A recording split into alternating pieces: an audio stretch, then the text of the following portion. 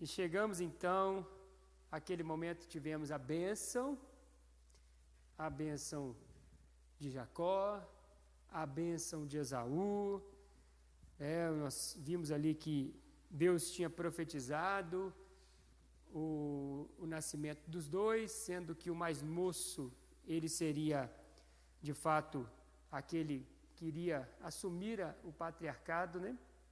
No lugar de Isaac, seu pai, Abraão, Isaac, Jacó.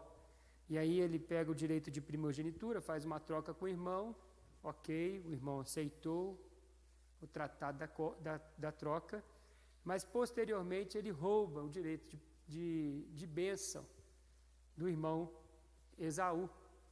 E isso lhe traz consequências, porque Deus tinha dito para ele que ele ia receber tudo isso, só que ele adiantou o processo, ele fez do jeito dele, assim como Abraão fez, assim como nós vimos aí também Isaac fazendo, não tanto como o pai, mas você vai percebendo que quando nós queremos colocar os carros na frente dos bois, nós acabamos atropelando o processo, e o processo é de Deus, na hora dele, no momento dele, para a glória dele.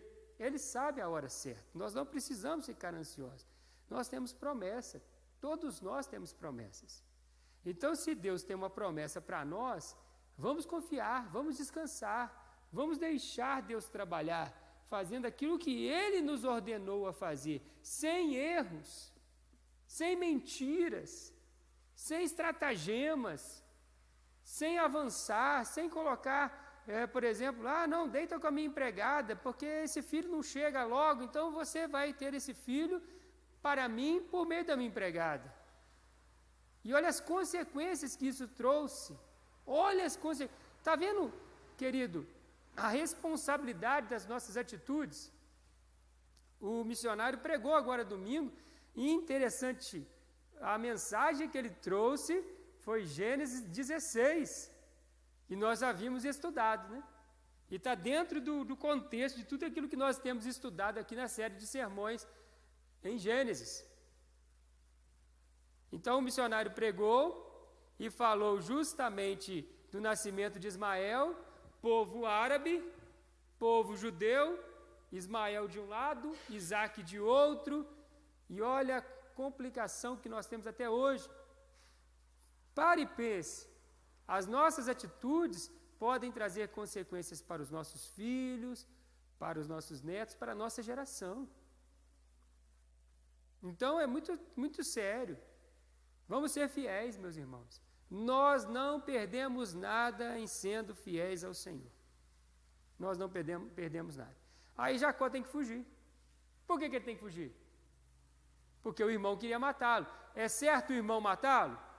Não, de maneira nenhuma. Mas, se ele não tivesse feito o que fez com o irmão, ele iria estar correndo risco de vida? Não. Está entendendo? Então, as nossas decisões nos colocam em lugares bons ou ruins, em situações boas ou ruins, trazendo consequências. Nós sabemos o que vai acontecer com Jacó para o lugar que ele vai. Assim como ele enganou, ele será enganado. Não tem jeito. Plantou, colhe. Vamos lá. Isaac chamou a Jacó e, dando-lhe a sua bênção, lhe ordenou, dizendo: não tomarás esposa dentre as filhas de Canaã. No capítulo 27, nós temos o registro de Rebeca preocupada, aborrecida, entristecida, por conta de uma situação que ela percebeu, uma conversa de Esaú. Olha lá, vamos voltar aqui um pouquinho. Verso de número 46. No 43. Agora, pois, meu filho, ouve o que eu te digo.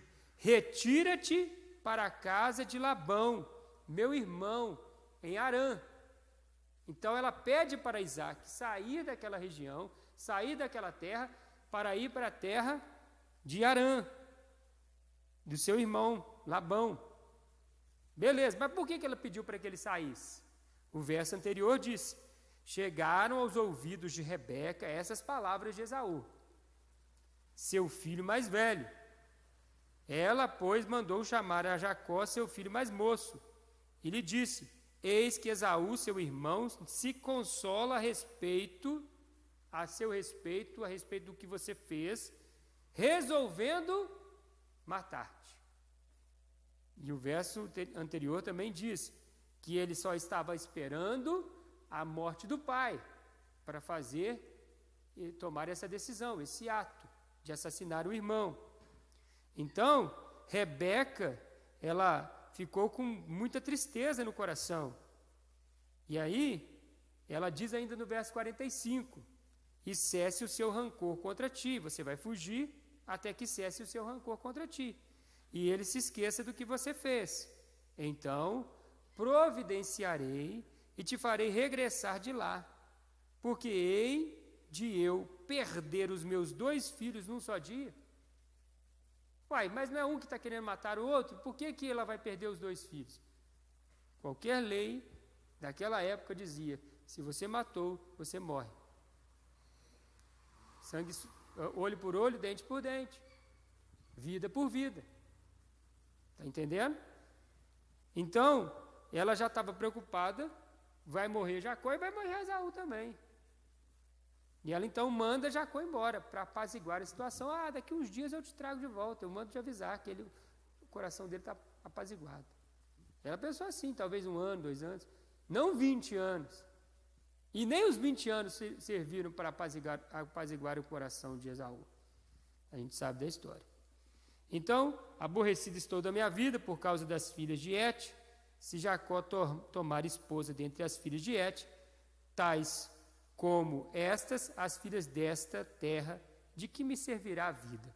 Aí, olha que perceba que Rebeca ela é muito assim organizada e podemos assim também dizer, ela é muito articulada para fazer ali os conchavos dela. Por quê? Esaú já tinha tomado mulher a 2 mulheres que não eram, assim, consideradas servas de Deus, da família ali, ou da família de Rebeca, ou da família deles mesmos. Não, ele tomou 2 mulheres que são chamadas aí das filhas de Et, que não conheciam a Deus, não serviam ao Deus vivo e verdadeiro. E aí ela vai para Isaac e fala: Isaac, Jacó também vai acabar casando com uma mulher dessas daqui. Então vamos enviar Jacó para a minha terra, para que ele se case com a nossa descendência. Mas ela estava pensando de Isaac saber e orientar também a mesma coisa que ela, no sentido também de que a vida de Esaú e de Isaac e de Jacó fosse preservada. Boa! Então, Isaac aceitou o plano da esposa articulada. Já viu dizer que mulher, ela chega onde que quer com o marido, né? E ainda fala assim que, poxa, você tomou a decisão certa, né? Ela que está articulando todas as coisas, ela que está conduzindo todas as coisas, e o marido está achando que está abafando, né? É mais ou menos por aí. É mais ou menos por aí. Aí Isaac, achando que está abafando, assim, modo de dizer meu aqui, chamou a Jacó. E dando-lhe a sua bênção, mais uma bênção agora de pai, não a bênção de patriarca, né? Mas a bênção de um pai, ele lhe ordenou: não tomarás esposa dentre as filhas de Canaã. Levanta-te, vai a Padã Arã, à casa de Betuel, pai de tua mãe, e de lá você tomará por esposa uma das filhas de Labão, irmão de tua mãe, teu tio. Vai, segue o teu caminho. Deus Todo-Poderoso te abençoe e te faça fecundo e te multiplique para que venhas a ser uma multidão de povos. Mais uma bênção, que o Deus Todo-Poderoso te abençoe, te faça fecundo, te multipliques e que você seja próspero e seja uma multidão de povos. e te dê a bênção de Abraão, a ti e a toda a tua descendência, para que possuas a terra de tuas peregrinações, concedida por Deus a Abraão. Assim despediu Isaque a Jacó, que se foi para Padã-Arã, à casa de Labão, filho de Betuel, o arameu, irmão de Rebeca, mãe de Jacó e de Esaú. Vendo, pois, Esaú que Isaque abençoara Jacó e o enviara a Padã-Arã, para tomar de lá esposa para si, e vendo que, ao abençoá-lo, lhe ordenara, dizendo: não tomarás mulher dentre as filhas de Canaã. E o que Esaú já tinha feito? Tomado 2 mulheres das filhas de Canaã, certo? As filhas de Et. Ele já tinha se casado com 2. Vendo que Jacó obedecera a seu pai e a sua mãe, e fora para Padã-Arã, sabedor também de que Isaque, seu pai, não via com bons olhos as filhas de Canaã, o que ele fez? Todos juntos. Foi Esaú à casa de Ismael, e além das mulheres que já possuía, tomou por mulher a Maalate, filha de Ismael, filho de Abraão, e irmã de Nebaiote. Ah, que beleza, hein? Para afrontar o pai, para afrontar a mãe, para mostrar que é rebelde, mostrar que não tem nenhum temor de Deus, ele vai lá e casa com mais uma mulher. Ele já tinha casado com 2 cananeias.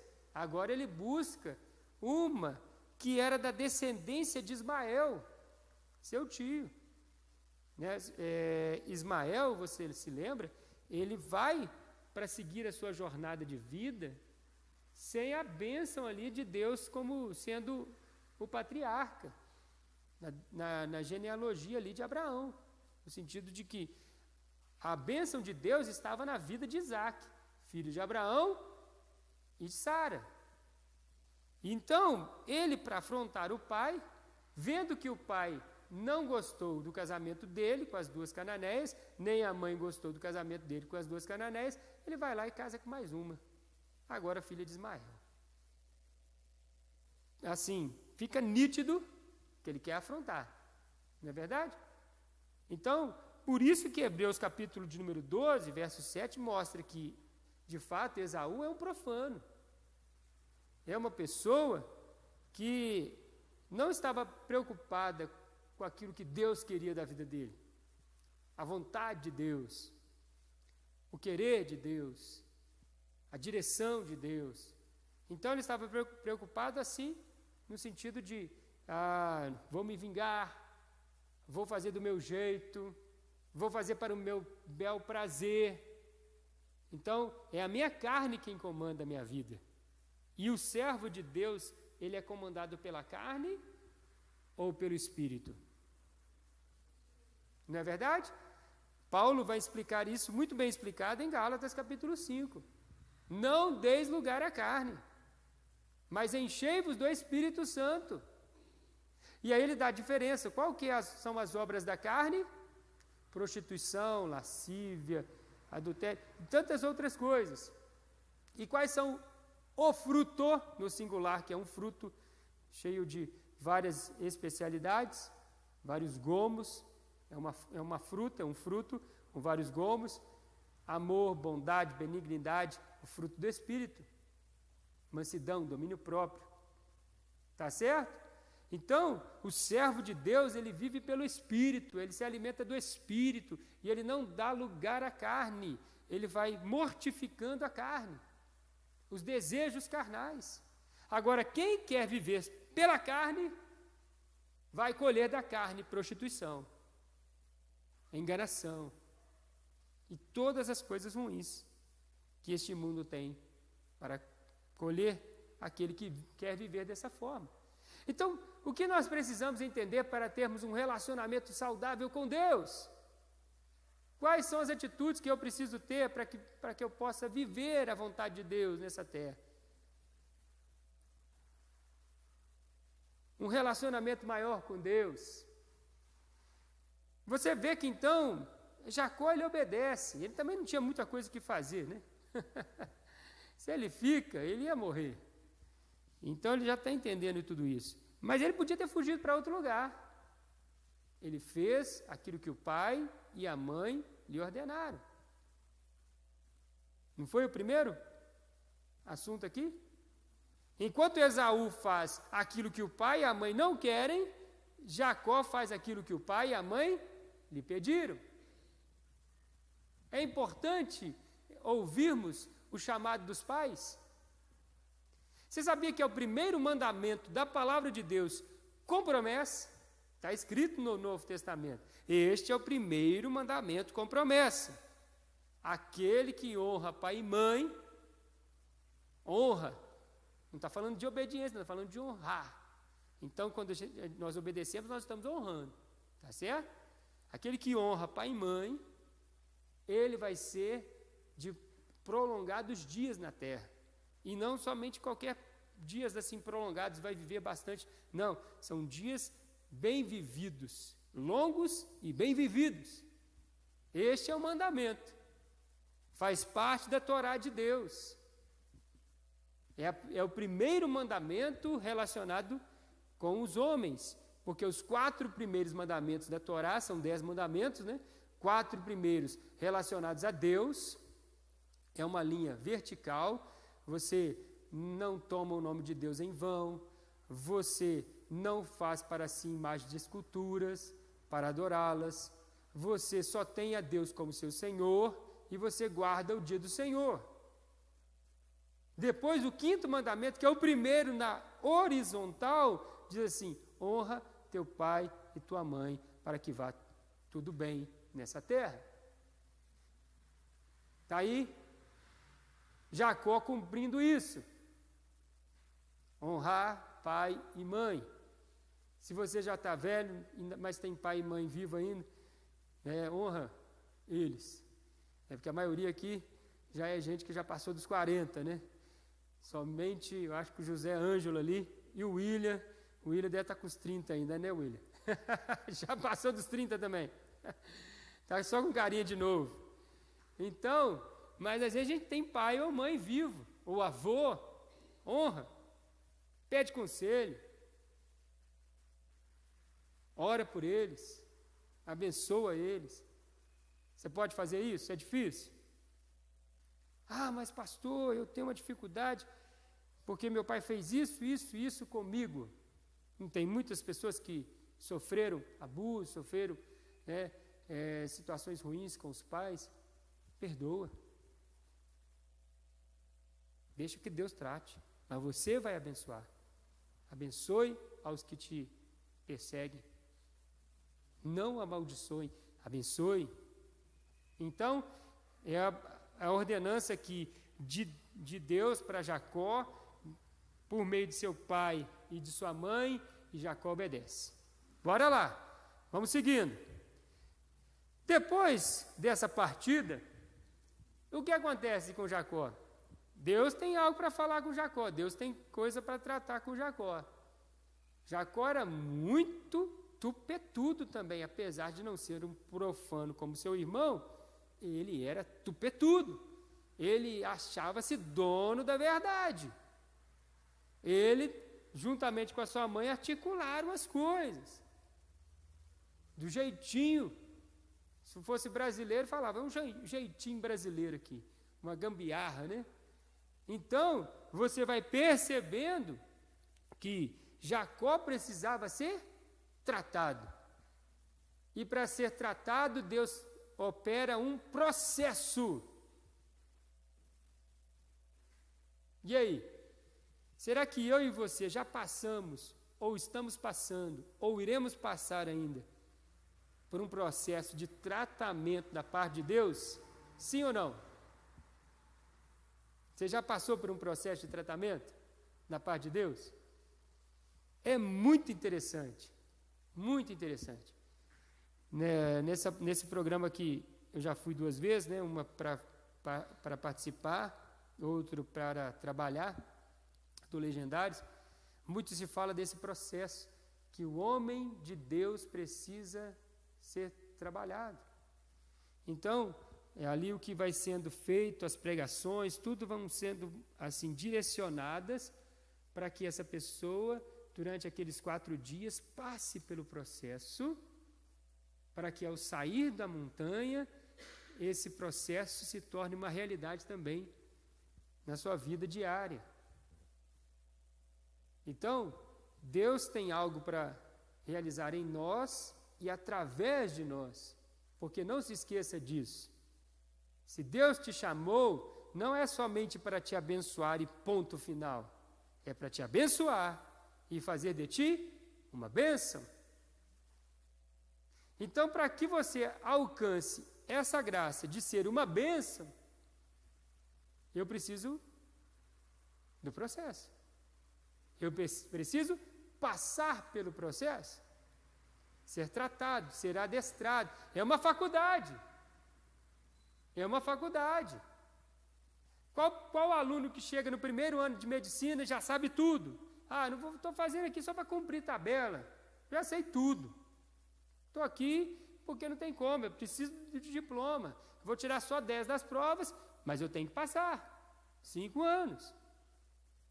Qual aluno que chega, por mais que seja superdotado, não sabe, precisa aprender? Vai ter facilidade para aprender se for superdotado? Sim, mas tem que aprender. Está entendendo? Nem o superdotado sabe. Ele só sabe aquilo que foi informado. Jacó começa. E o primeiro, então, estágio desse processo de Deus, que vai durar 20 anos, a ponto de Jacó se tornar um servo humilde e usado por Deus, começa com uma visão. Partiu Jacó de Berseba e seguiu para Harã. Dizem os estudiosos que dá uma diferença aí, dá uma distância de 800 quilômetros. Gente, imagina andar com 800 quilômetros. É muita distância, né? 800, daqui Brasília dá quanto tempo? 1.000 quilômetros? 1.200? Eu achei que ia dar uns 900, né? Então, mais. Mas daqui, 7 Lagoas. Tá certo? É fácil andar daqui 7 Lagoas? Mas ele foi. E no primeiro dia ele andou para valer. Aproximadamente 100 quilômetros. E aí a ideia é que ele chegou num certo lugar. Por que ele andou bastante? Eu tenho que adiantar o passo. O Esaú está vindo aí atrás. Então, ele vai sozinho. Ele vai acelerado. Então, ele anda bastante até quando ele está cansado, já de noite. E ele chega naquele determinado lugar, já era só o posto. Então, ele andou até um pouco da noite. Está entendendo? E aí ele chega num lugar, tomou uma das pedras do lugar. Poxa vida, hein? Olha o processo aí, irmão. Olha o processo aí, Júlio. Fez um travesseiro de pedra. Entendeu, velho? É o processo. Não precisa aprender? Aí fez o travesseiro de pedra e se deitou ali para dormir. Ou seja, talvez o sol já tinha se posto, ele continuou andando ainda umas 2 horas, não sei. Sei que já era de noite. Ele achou a pedra, não aguentou mais andar, ele fez de travesseiro, deitou e dormiu. E sonhou. E era um sonho. Como é que era o sonho? Eis posta na terra uma escada cujo topo atingia o céu, e os anjos de Deus subiam e desciam por ela. É a primeira vez que Jacó tem um sonho. É a primeira vez que Jacó tem uma revelação de Deus. Porque Abraão já tinha tido, várias e várias vezes. Isaac já tinha tido. o seu encontro com Deus, o seu momento com Deus. E Isaac e Jacó. É a primeira vez. E nessa primeira vez ele deita para dormir e Deus fala por meio de um sonho. Então você vai percebendo que no Antigo Testamento Deus falava por profecias, usando pessoas, Deus falava por visões. A pessoa está acordada, teve uma visão. Até reis como Nabucodonosor tiveram uma visão, lembra? Que eram ímpios. Deus deu uma visão. E sonhos, a pessoa está dormindo e tem um sonho. E ela entende que aquele sonho ali não é um sonho de barriga cheia. Mesmo porque Jacó não deve ter comido nada direito, né? Porque se você comer demais, vai deitar e vai ter sonho. Né? Então, é um sonho revelador. E quando nós estudamos a Bíblia, nós vamos ver que a Bíblia foi construída até usando sonhos. Tá certo? Então, é um sonho de Deus. E nesse sonho de Deus, primeira vez que Deus fala com Jacó, ele vê uma escada, uma grandiosa escada. Ela vinha da terra até o topo, ou do céu para a terra, contrário. E nessa escada, do topo até o chão, ele viu anjos de Deus subindo e descendo, subindo e descendo. Perto dele estava o Senhor e lhe disse: eu sou o Senhor, Deus de Abraão, teu pai, e Deus de Isaque. A terra em que agora estás deitado, eu te darei, a ti e a tua descendência. Grava essa palavra, porque lá na frente nós vamos ver que essa terra vai ser, de fato, conquistada e habitação de Jacó. Primeira palavra. Deus se faz presente enquanto ele vê no sonho anjos descendo e subindo naquela grande escada. O Senhor se apresenta para ele e lhe diz: eu sou o Senhor, essa terra é sua. A tua descendência, segundo a profecia, a tua descendência será como o pó da terra. Estender-te-ás para o ocidente, para o oriente, para o norte e para o sul. Em ti e na tua descendência serão abençoadas todas as famílias da... É a mesma bênção dada ao pai Abraão e dada ao filho Isaque. Agora o neto também recebe a mesma promessa, a mesma bênção? Sim ou não? Sim. Abraão falou, Deus falou com Abraão: você vai ser abençoado e a sua descendência vai ser abençoada. Todas as famílias da terra também serão abençoadas pela sua família, por aquilo que eu estou fazendo em você. Então, é de fato a bênção patriarcal. Deus, uma coisa é o pai falar para o filho Jacó, Isaque falar para Jacó, agora é Deus falando com ele: sou eu estou contigo e eu vou te abençoar. E você e a sua família serão uma bênção para todas as famílias da terra. E nós aprendemos com o missionário que aqui a profecia é sobre Jesus. Porque Jesus não viria para os judeus, Jesus viria para as nações da terra. Como judeu, da linhagem profética, ele viria para abençoar as nações. E tudo isso está registrado pelos profetas. O que mais falou sobre esse assunto é o profeta Isaías. 40, 41, 42, você vai ver que Jesus ele é enviado para ser profeta às nações, para salvar gentios e judeus. Beleza. Então, olha só que Jesus é descendente desses homens aqui. E aí, ele fala que a profecia é: eu serei contigo e a sua descendência será grande e vai possuir toda essa terra que você olha aqui. Olha para o lado norte, é da tua descendência. Para o sul, tua descendência. Leste, oeste, é tudo teu. É tudo da tua família. É essa terra e o que está ao redor. Eis que estou contigo, terceira profecia. Eis que estou contigo, te guardarei por onde quer que fores, e te farei voltar a essa terra, porque te não desampararei, até cumprir eu aquilo que te hei referido. Então, Deus está falando com Jacó: Jacó, você vai para Padã Arã, e você vai voltar para essa terra, você não vai voltar para a terra do seu pai. Então, nós estamos falando aqui de um lugar que está aproximadamente aí 80 a 100 quilômetros da terra dos pais e talvez uns 700 quilômetros da terra de Padã Arã. Você vai voltar e você vai habitar nessa terra. Não se esqueça disso, Jacó.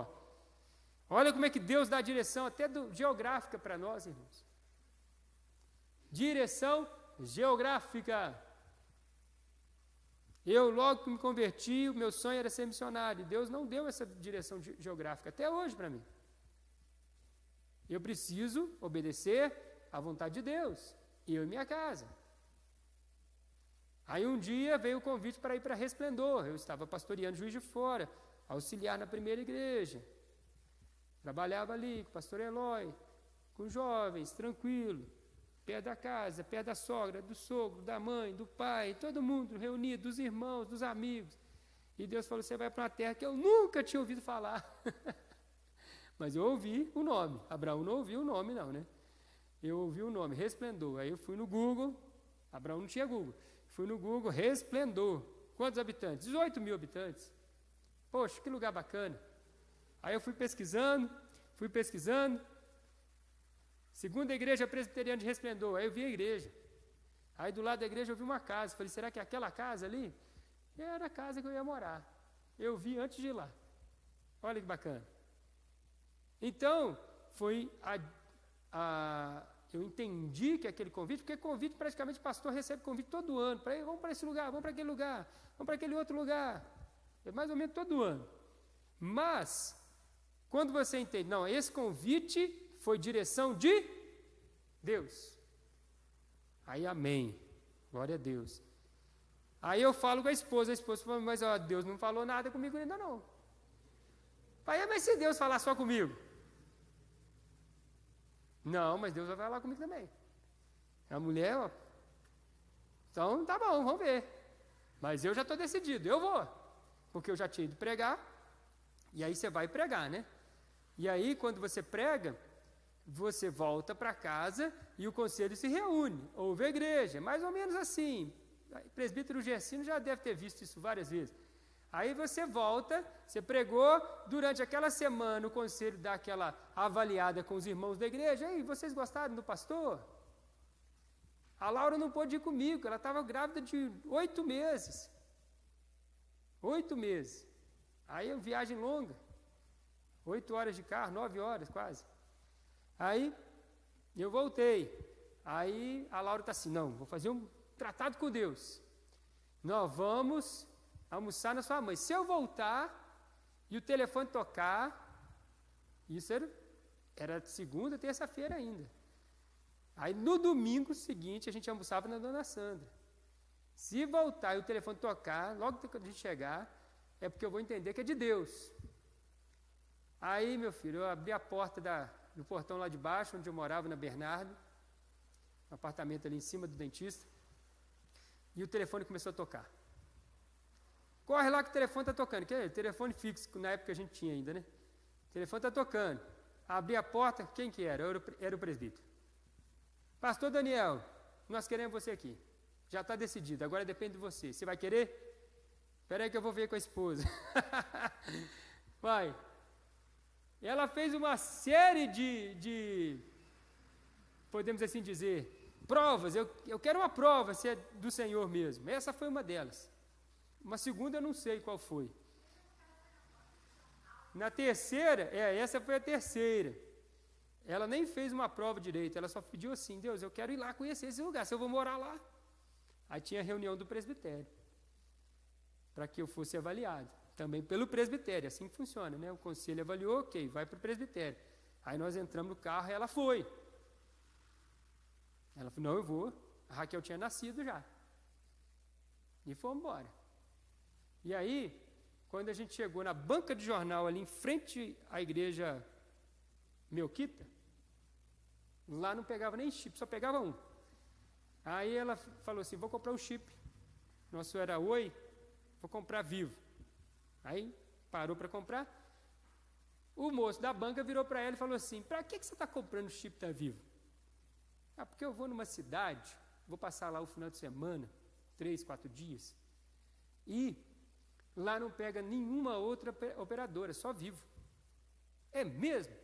Então toma aqui o chip e eu vou te dizer uma coisa, você vai ser muito feliz nessa cidade. Deus está te mandando. Acabou. A direção foi dada.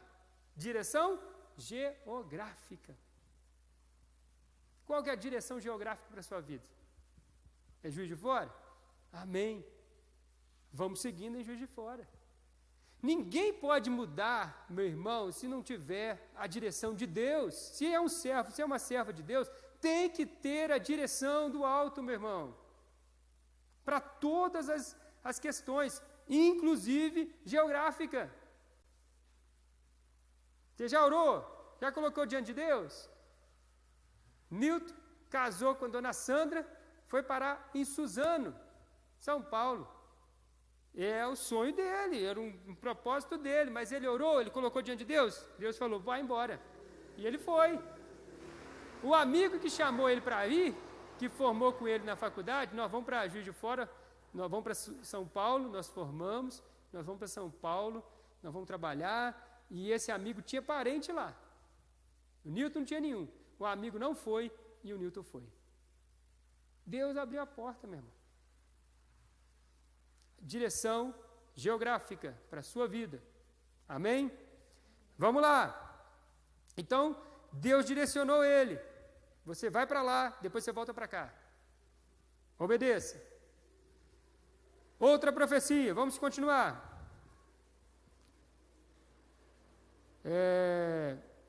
Despertando Jacó, na verdade, essa é a quinta, né? É a quarta. A terceira profecia é: eis que estou contigo e te guardarei. São duas numa só. Eis que estou contigo e te guardarei, por onde quer que andares. Mas você vai andar aonde eu quero que você ande. Está entendendo?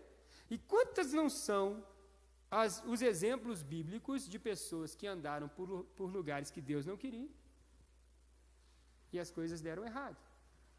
Então, eu preciso andar na direção de Deus e Deus estará comigo por onde eu quer que eu andar. Ele vai me guardar e Ele vai estar comigo. Se eu estou com Deus, eu estou com tudo, meu irmão. Não é assim que diz o ditado? Amém. Estou com Deus, eu estou com a maioria.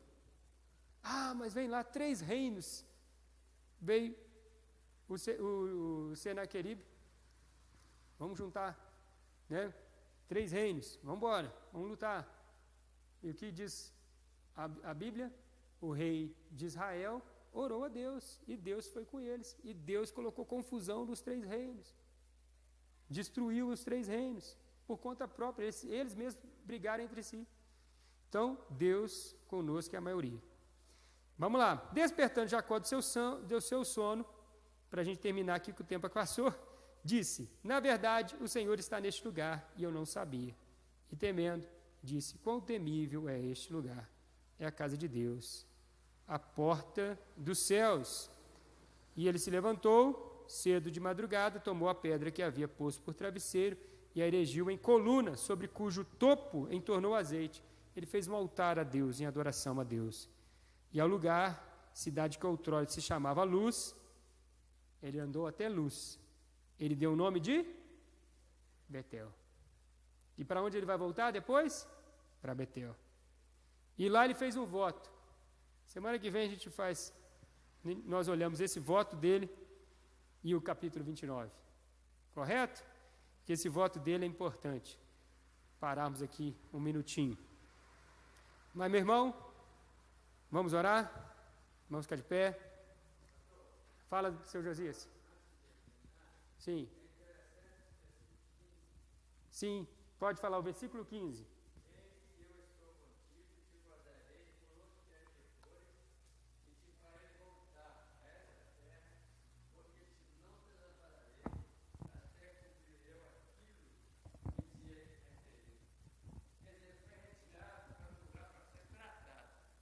Sim. Né? Deus mandou ele para lá para Jefté cuidar dele direitinho, aí quando tivesse completar o tratamento dele, e a gente vê depois que só chegou a hora de voltar. E aí a gente vê, interessante é como que ele encontrou, não vou adiantar, mas assim, como que ele encontrou o irmão. Né? É verdade. A situação mudou completamente. Mudou. Esse voto dele vai ser depois, no capítulo 33, nós vamos ver que o voto que ele vai fazer voltando é outro totalmente diferente. Um é um voto tupetudo, o outro é um voto humilde. Então aí a gente muito vê, bacana. Como o senhor falou, vale a pena obedecer. Vale. Porque agora a gente não sabe, mas Deus sabe. Tudo lá na frente Ele sabe. Ele sabe todos os nossos dias. Né? Deus enxerga na curva, né? A gente não enxerga nem ali, ó. Será que tem alguém ali? Não tem, não sei. Tem uma parede. Mas Deus vê. Deus enxerga o amanhã. Deus enxerga depois da manhã. Deus sabe o que é melhor para você. Deixa Ele conduzir. Vamos ficar de pé? Grandioso Deus, eterno Pai, te damos graças, ó Deus, por esse tempo tão precioso de estudo da palavra de Deus. Muito obrigado, ó Pai, porque o Senhor tem nos abençoado. E o desejo do nosso coração é que o Senhor, Pai, faça de fato resplandecer a Tua luz em nós e complete, ó Deus, o tratamento que o Senhor tem para todos nós, Pai. Nós sabemos, ó Pai, que às vezes nós não saímos nem do lugar onde nós moramos a vida inteira, mas Deus nos levou para casas, para bairros, Deus nos levou para lugares em que nós vimos ali foi o meu tratamento. Deus estava tratando comigo, me adestrando, me ensinando, me fortalecendo para cumprir o teu propósito nessa terra, de ser uma bênção para todas as famílias da terra. Muito obrigado, Pai, por esse tratamento tão especial, tão profundo, tão de perto, guardado e protegido pelo Senhor. Muito obrigado, Pai. Continue tratando conosco em nome de Jesus. Amém. Glória a Deus. Amém, meus irmãos. Deus abençoe. Lembrando que domingo tem cantata de Natal à noite, tá certo? Fica aí o convite, convide famílias também para participar. Quinta-feira amanhã tem a festa das mulheres, joia. Sexta-feira reunião do presbitério, vamos orar.